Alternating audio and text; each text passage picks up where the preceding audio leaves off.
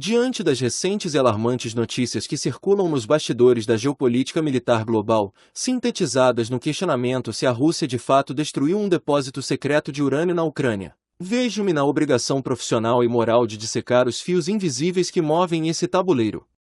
O que a grande mídia ocidental tenta vender como um evento isolado ou uma surpresa é, na verdade, a ponta de um iceberg cujo plano nuclear perigoso vem sendo gestado sob a cumplicidade direta do eixo transatlântico. Trata-se de uma suposta grande vitória que expõe a hipocrisia das agências internacionais e a real agenda da Organização do Tratado do Atlântico Norte, OTAN, na Europa do Leste. A farsa do segredo e a cumplicidade da inteligência imperial. Para qualquer analista sério, a premissa de que a Ucrânia mantinha um depósito de urânio e articulava planos para a construção de uma bomba atômica de forma estritamente secreta é flagrantemente risível. Como conceber tal segredo operando sob as barbas da Central Intelligence Agency, CIA, do MI6 britânico e do Mossad israelense? A verdade factual é que não há desconhecimento, há cumplicidade ativa. Toda a massiva assessoria militar, técnica e de inteligência que a OTAN injetou no território ucraniano não atua como mera força auxiliar de defesa.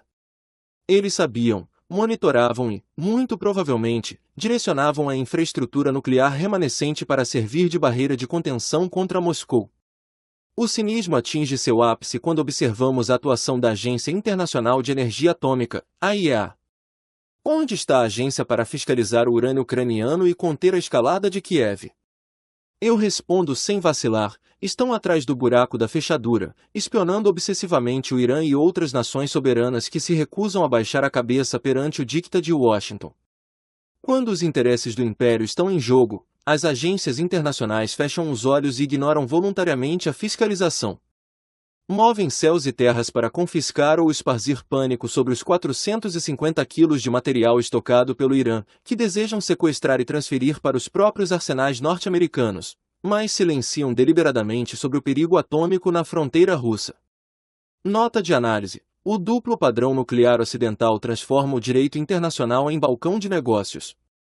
Enquanto o Irã é asfixiado por sanções sob a suspeita de enriquecimento, Israel permanece blindado pelo Deep State norte-americano como uma potência nuclear abstrata que o mundo árabe é forçado a engolir goela abaixo, operando como um enclave militar dos Estados Unidos no Oriente Médio. A doutrina hegemônica e a destruição do Estado soberano. Para compreender por que o Ocidente tolera a retórica nuclear ucraniana, é preciso resgatar o histórico de intervenções dos Estados Unidos.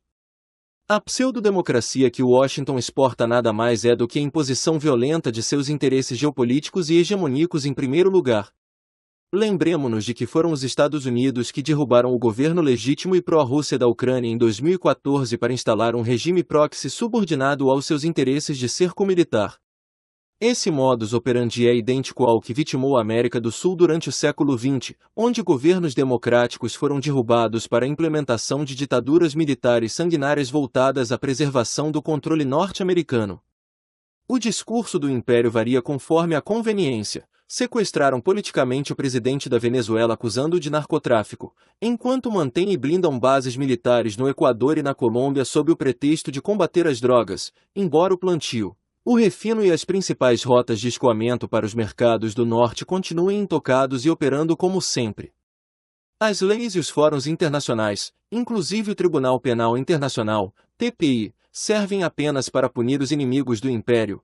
O mundo sabe que todos os últimos presidentes norte-americanos cometeram genocídios pelo planeta em nome de suas doutrinas, protegidos por leis domésticas que ameaçam invadir aí caso algum cidadão dos Estados Unidos seja julgado.